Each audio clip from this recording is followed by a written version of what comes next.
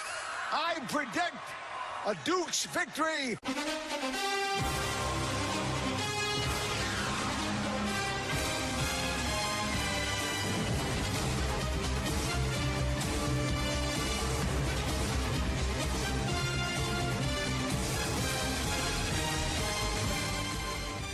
Of the Crush Fantasy Football Podcast. I'm excited to welcome a special guest, maybe the most special guest. He is the largest shareholder of Soiree Season that we've ever had on the podcast. He is a recent member of the Colorado Boat Owners Association, and he is a self-proclaimed terrible fantasy football player. It's the only thing I'm bad at. Yeah, no. I'm very happy to be here because I've been watching your podcast trying to get better at fantasy. Before your podcast, I would just text you and Dolan. So now having an actual product I can tune into has been super helpful. So I'm happy to be here. This is almost like it's almost like an intervention. I want you guys to give me an intervention and make me better at fantasy football. But yeah, so it's great to be here. And we got the Dukes playing tonight. I did not go to James Madison, but I have the gear, so I'm in support. I have a minus 39.5 tonight, so I think it's a lock. We're going to talk about the Dukes in one sec, but first I need to ask, what have you learned the most from our fantasy football podcast? Is it fantasy football or is it life? So my favorite part of the show is always take Montezuma, so I could say that it's part of life. I think that Dolan hating boats spurned me to want to get a boat. So that changed my life. His take there changed my life a lot because I was like, boats are sick, even though he. So you thought that was such a bad take that you're like, I have to double down on this bad take. I'm not going to just say it's a bad take. I'm going to live it's a bad take. And so you live in a place where there's not terribly much water, right? Yeah, no, there's not enough water. No, this is so dumb. This is a 20-year-old boat that shouldn't have bought. Is going to spend a lot of time on land. But it's about to take Montezuma. It's about showing Dolan that he's wrong. So it's worth every penny. Well, Dolan's been wrong a lot, and I'm sure you're going to show us again later in the episode. But you brought it up. You brought it up. The Dukies Sunbelt Championship tonight. It's a big week for James Madison University. Just hired, I don't know if you saw, hired Billy Napier from Florida. Wow, I didn't know that. Wait, you didn't know that? No, yeah. I don't follow that. Today's my only JMU day. I don't know shit about JMU. We get real coaches these days. Well, they probably have something like equivalent at WashU. You guys probably have a, science fair, like a big science fair day where it's like maybe you hire a new professor and then you go to the other school and you see whose experiments were better. Yeah, you haven't lived until you've been to a science fair tailgate at WashU. It's amazing.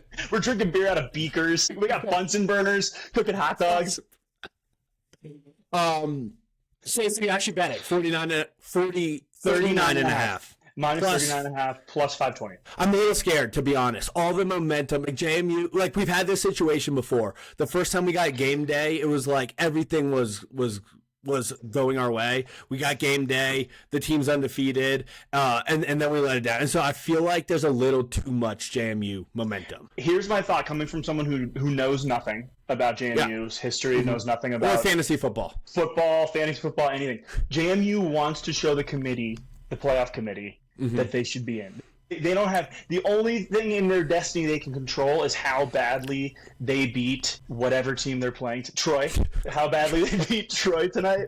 So I think they're gonna run up the score. If they take an early lead, they're not gonna relax. They're gonna show that no matter what happens with Duke, Virginia, they should be in.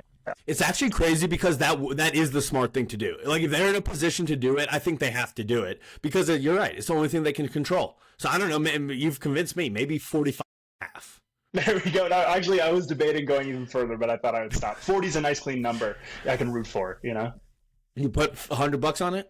No, 22 is all I had left in my family. Dude, that's solid. No, that's good. That's good. The rest is riding the Bears. The rest is riding the Chicago Bears money line over Packers.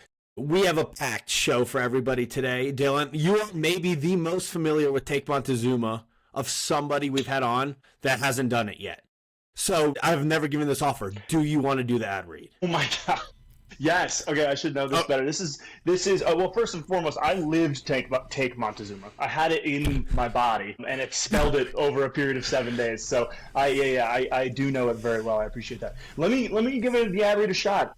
Take Montezuma is brought to you by Soiree Season, the greatest up-and-coming. You guys are, honestly, you are a very lucky group. If you're listening to this podcast, you are very lucky because you are finding out about Soiree Season before Soiree Season has even hit the general population, okay? This is going to be something that's going to take over the world.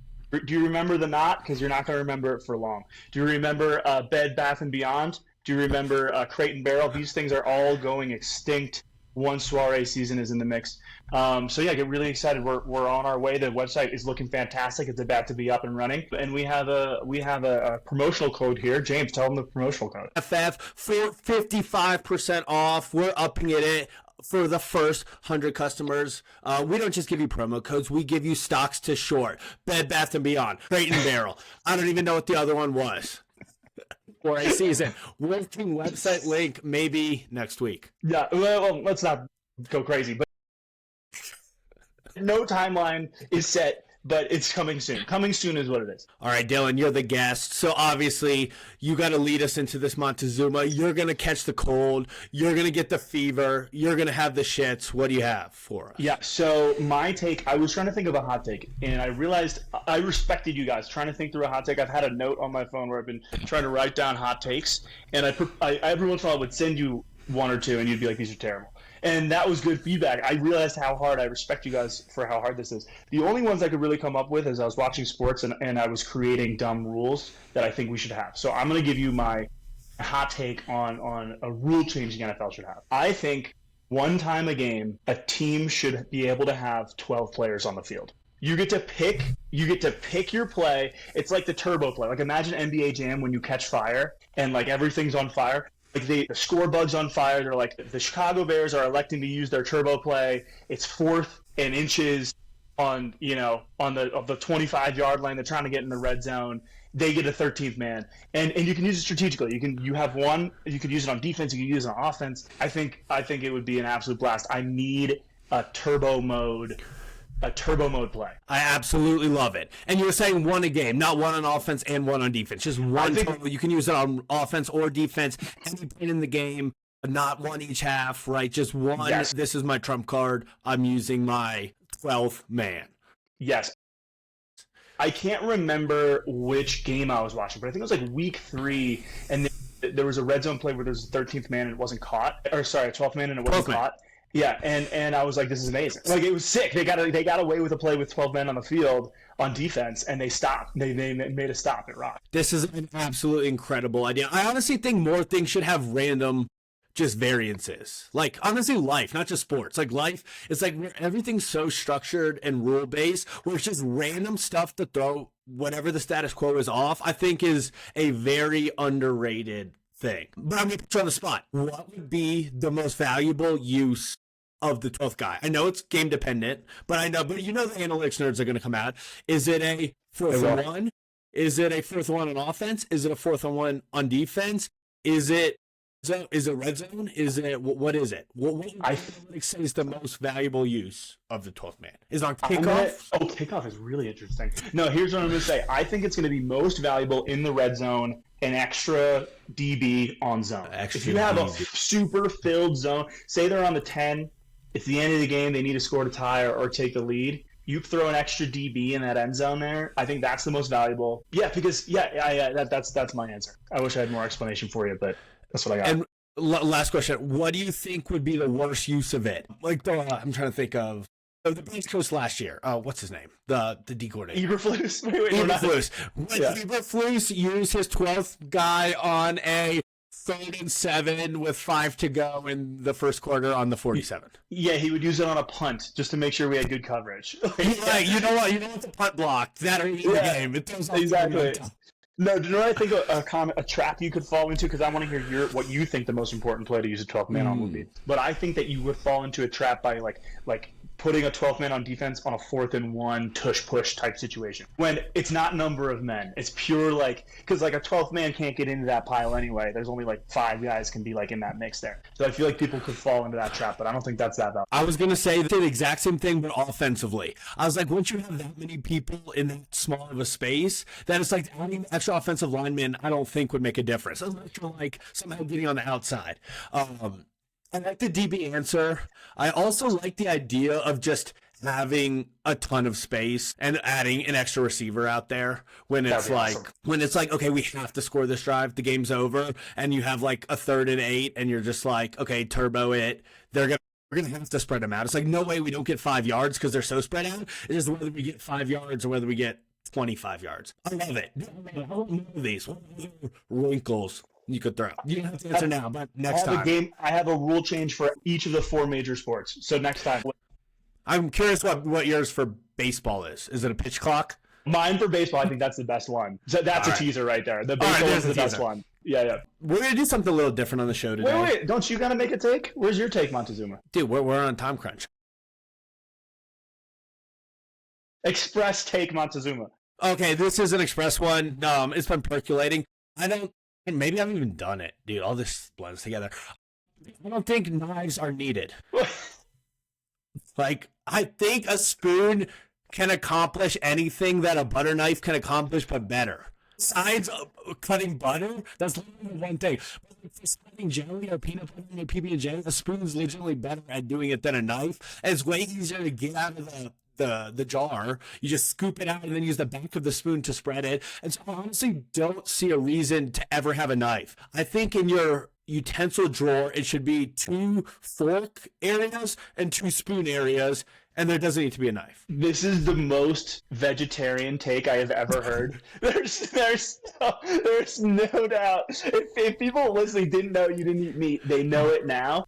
So you know, I guess you're pescatarian, whatever you call yourself. But this is wrong. So wait, I should have clarified. That's on me. I'm not saying steak knives. I'm like real knives, cooking steak knives. Agreed. You need them. But butter knives, the knives that sit in your utensil drawer, I don't know what they use for. I don't know what people actually use them for because I never use them for anything. That take makes more sense. Butter knives are useless. Agree. I feel like that's a take that I can get behind. When you said knives don't need to exist. I was like, I think knives are like maybe the most valuable of all like tools humanity's ever made. I don't want this to get construed into an insane take. It's already butter knives. No butter knives. I like the no butter knives. No butter knives. I actually I've been on a PB&J kick over the last 12 hours. I couldn't sleep last night. Probably excited about this pod. Had a 3 a.m. PBJ, and then I had another PBJ for lunch. So I've had 2 PBJs in like an 8-hour period. Fantastic. I used a butter knife to spread. Question for you: when you use your butter knife, I don't use it. So you don't use it when you make a PBJ at all? No, because I think spoon's a better tool to make literally anything, but definitely a PB&J. How do you clean out the here's my issue, the peanut butter. I used to like scoop peanut butter and just like have a bite, and then I'd throw the spoon in the sink. Yeah. And then I wouldn't touch it for like 8 hours, and then getting the peanut butter off that thing was like impossible. Mm-hmm. Do you run into the same issue? Because that is the one advantage of the butter knife is the peanut butter comes off easier. No, so here's what you do. So first you do the jelly. You always do the jelly before the peanut butter because peanut butter is harder to get off, and it's disgusting if the residue of each is in the other one. Disgusting. And so you do the jelly first. You jelly the side. Then you rinse off the jelly, like just quick, like not clean, not a full clean, but a rinse. Then you do the peanut butter. You put the peanut butter on, boom, make the sandwich. Then you get the scoop. You get the scoop afterwards. You eat the scoop. Maybe you eat 2 scoops, maybe you eat 3 scoops.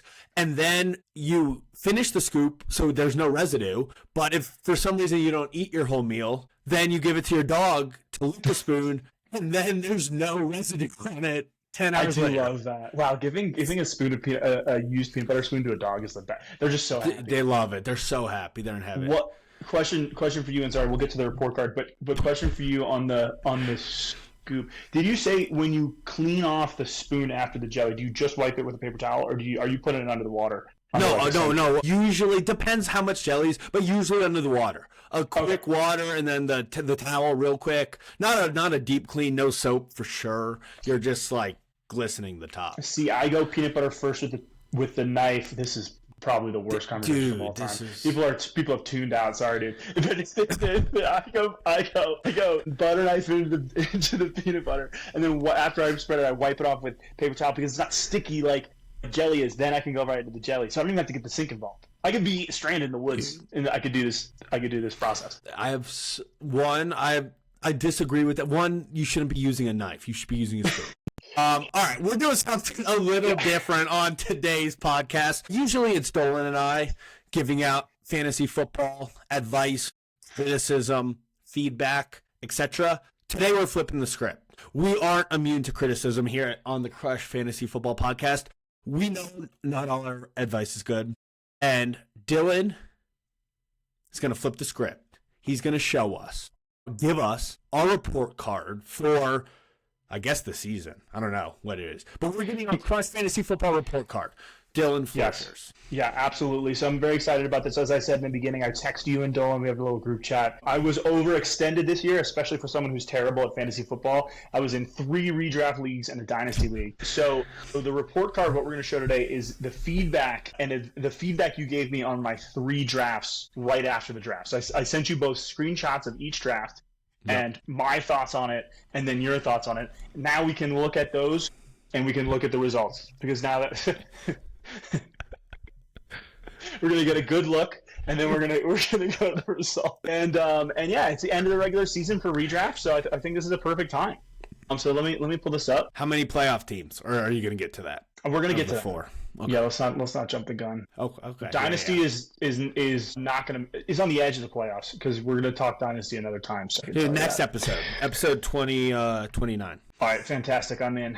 All right, first semester report card, fantastic title slide, and we're gonna jump in. All right, does this everything look normal on your side? Yeah, perfect. It looks good. good. Redraft League 1. Now I'm doing this in order of the drafts, because hypothetically I'm getting smarter.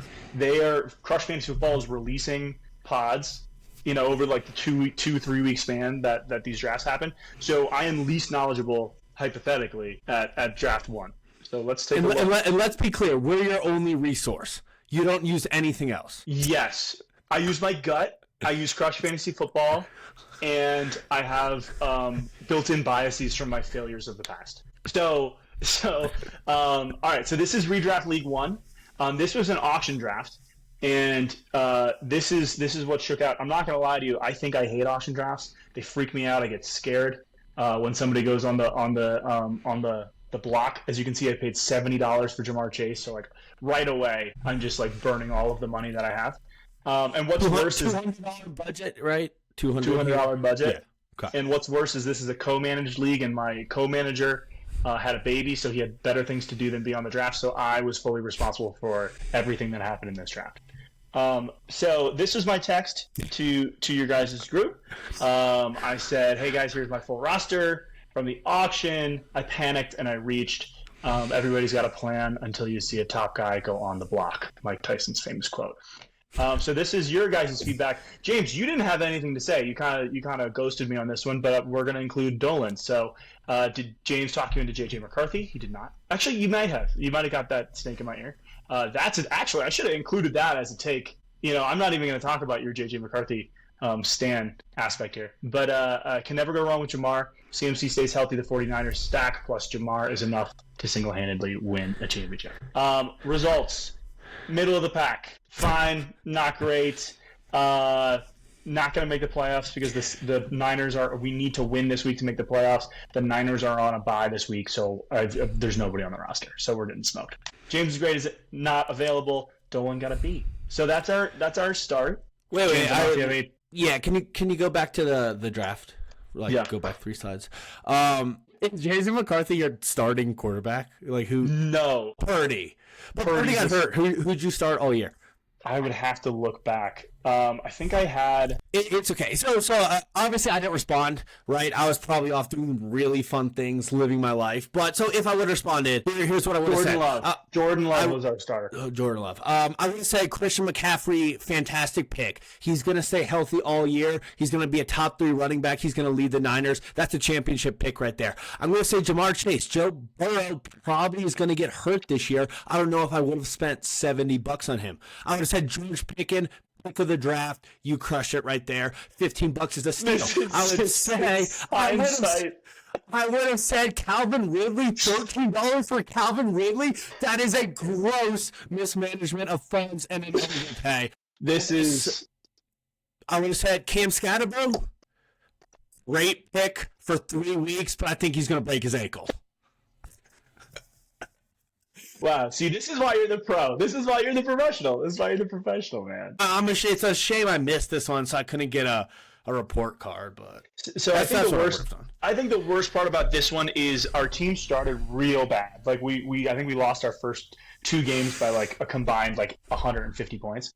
Yeah. And so I told my co-manager, I said, we're no longer trying to win. We're trying to see if we can trade every single player we drafted by the end of the season. Just see if we could completely, you know how a new body, like each one of your cells regenerates in like 12 years or whatever. You're like a totally new person, 12 years. Yeah, I want to do that with this. So I traded away. The first person I traded away for like nothing was George Kittle, and then I got too lazy to do the rest. So it was basically this team minus Kittle, even worse than what I drafted. So yeah, that's our start. That's James. Damn, and Dolan beat early. Yeah, Dolan beat early. All right, so this is League 2. So this is the redraft. This is a standard redraft snake. I had the number 1 overall pick on this one, and you can see my roster here. I'm not gonna say a word. I'm just gonna let people take a look, absorb, think it through. This is a visual podcast. We're on YouTube. All right. So the feedback I send to Dolan and I send to James. I say I love all caps this team. I send over the entire team, including the bench, just so they have a full context of what we have here. Let's see what they said. James McGrath, I hate this team, I think. Who was your third pick? James Cook? And I say who my third pick was. It was Trey McBride, and then I took Cook. And then you said with this Rice suspension, I think you're screwed. And then you go, is Trevor Lawrence on the bye because you really need to change that up? And I said no. And Dolan says, Dillon clearly didn't listen to our running backs pod. Shake my head. Let's see how this team's doing. This team is number 1 overall points for. It is on a huge winning streak. It is the overall by far favorite to win the league. It's one of the best. It's one of the best teams put together in my history of being a fantasy football player. This is an F- for James and a D for Dolan, only because he said good depth. Did you look at the stock market at all in your free time? In my free time? Yeah, just in general. Do you have a good sense of where the markets are moving? You know, American Eagle stock is up 40% this year. 40%. Do you know why that is, generally? Like the main driver? What they say is this Sydney Sweeney ad campaign. Lane Kiffin just left Ole Miss University, one of the biggest schools, one of the richest schools in the South, to go to LSU. Cracker Barrel lost $100 million in market cap over a logo change. Do you know what these 3 things have in common? No, please. What's the common denominator? It's brand. It's branding. The brand of a fantasy football team is the quarterback. You started this thing with your quarterback as Bryce Young. Not even a one quarterback league. You don't even have a top 20 quarterback, and you throw Bryce Young in our face. And how do you think we're going to respond? I don't even think I registered Trey McBride down there, scoring fantasy points. It did not register because I was so focused on Bryce Young. I think that's right. I mean, I understand that. I think that's right for a not a professional. I think that's something that someone who doesn't do this professionally as you do, Yep. And in a podcast setting would fall for. I think I have come to know Crush Fantasy Football to be a better entity than being distracted by that. I think streaming quarterbacks is the future. I think the differential between quarterbacks, especially when you look at a Lamar Jackson, who's not even putting up unbelievable points like he has in the past, is not as significant as these skill positions. So I think that quarterback position, I think that should be one of the last things you analyze and look at for branding. Agreed. When you go late quarterback, you get a couple of options, so you're like, oh, maybe Bryce Young will hit, maybe Jordan Love will hit, maybe Drake May will hit, but you up J.K. Dobbins. So we're going to take the L on this one as a podcast. Me and Dolan are going to go back to the lab. I think the thing that threw me off is I had James Cook concerns and I had Breece Hall concerns. I thought they could both work out. I would have been shocked that they both have worked out to the level they have. And then, as I said, with the Rice suspension, I was a little nervous. But hey, that's why. Right. Are you going to get a bye? No, you're right about I was on the ropes. I was like, 1-4, and I really, because the Rice suspension, that like no receiver depth. You were 1-4. I was 1-4, but like now I'm ripping now that he's back. So this team is unstoppable now that it's full. And J.K. Dobbins, I mean, was a great pickup. But no, the depth was right. The depth was right. I understand Bryce Young. I did have an inkling. I thought Bryce Young was going to be good this year. I thought he was like a worthy kind of stash. But we picked up Stafford. Stafford is our QB, and that's who's running the team. Great pickup. All right, so that F-, don't we all make mistakes. No, I'm not mad. We all make mistakes. I didn't expect you to make we learn to get better. No. All right, this is Redraft Team 3. Yeah, you can take a look once again. I already alluded to Lamar sucking, so you can see him up here. Dude, you like Colson Loveland.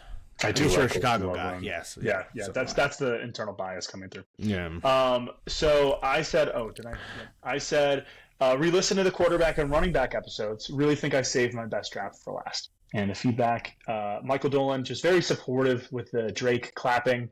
I think I don't take that as like major feedback. I think that's just kind of like, hey, like it's like he doesn't want to say it. He doesn't want to put in the effort to say anything. He wants you to feel like he acknowledged your text because you sent the effort, but he didn't really think about it. I totally agree. I'm not sure he even looked at the pictures. Yeah, I felt that completely. Yeah. All right, don't love the James McGrath. Don't love the bench, but the top guys are sick. Also, don't like to play Lions D week 1. I said no love for Blue, Judy, or Ferguson. In retrospect, Blue and Judy was a miss by me, but Ferguson was smart. Oh, I think Ferguson is a sneaky breakout player of the year. Didn't even read that next text. That was good for the first half. That looked real nice for the first half of the season. Less nice now. And you did say you liked Ferguson. So you said you got to hope Flacco starts half the year. And Dolan insulted our team names. And looking back, the team names were not appropriate for sharing on YouTube, so I did cover them up. So that being said, I am eliminated. This team sucks. I really thought it was going to be a lot better than it was. So I think that was wow. I think you guys were being nice. I think you guys were being nice by not ripping it apart. And I could feel, that you weren't all about it. So I think James is an A here, Dolan's a B. And you didn't have to give us an A. I know you're just coming on the pod giving us an A. That wasn't an A performance. I should have Blue. I had a Jade on Blue who said I could be convinced in there. So I think give me an A-. There's always room for improvement, Might have been more. Well, A+ would have been perfect, but I see. Yeah, okay. The Blue. Gotcha. There's A+. A+ is in the mix. So okay. So next year. Yeah, next year. So I think overall. Oh, I didn't even. Oh, there it is.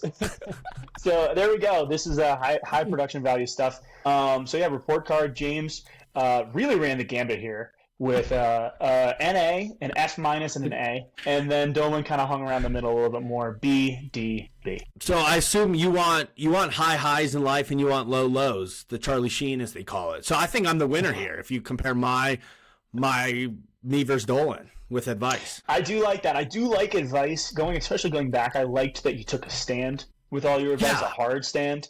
There's no F- if you don't go for it. There's no F- if you don't swing for the fences with your feedback. Exactly. If you give a Drake clap, you get B's. Yes, Drake claps is B's all day because you can't fully full. Dude, so I thought you had for the Dynasty League. We don't. Yeah, Dynasty League we can talk about, but this is the roster. But I think this that's next podcast thing. I didn't realize you put that in the slides ever. We've never had a photo, I think, on any of these podcasts.